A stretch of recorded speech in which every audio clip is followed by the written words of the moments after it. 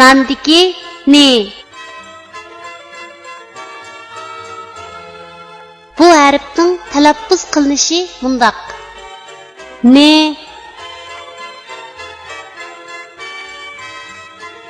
Endi bu harfni o'z ichiga olgan misollarni ko'rib o'tamiz.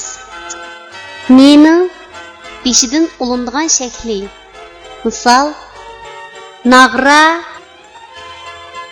Nening bosh va oyog'idan ulindigan shakli. Misol kipinak.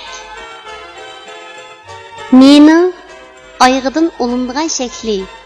Misol tiyin. Nening ayrim shakli. Misol qo'g'in.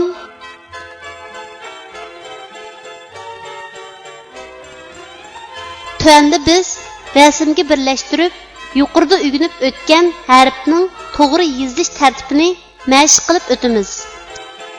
Nag'ra ni harfining beshidan ulinib keladigan shaklning yozilish tartibi.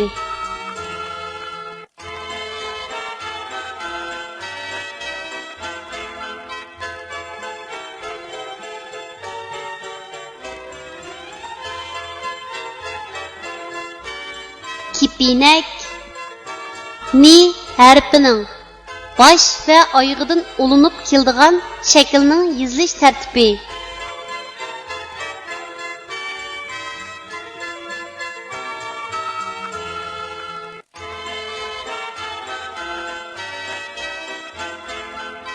Tiyin ni harfining oyog'idan ulinib keladigan shaklning yozilish tartibi.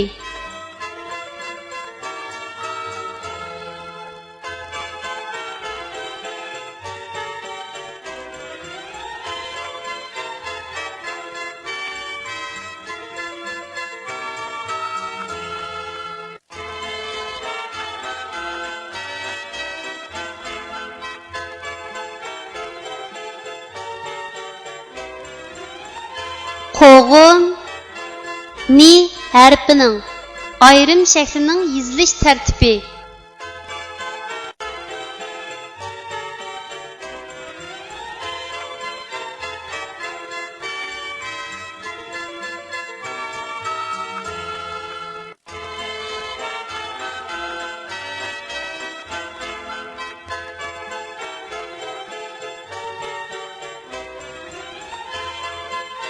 Kichik do'stlar, tuandagi so'zlarni menga aytib o'qinglar. Ni, a, na, nan, a, na, ana.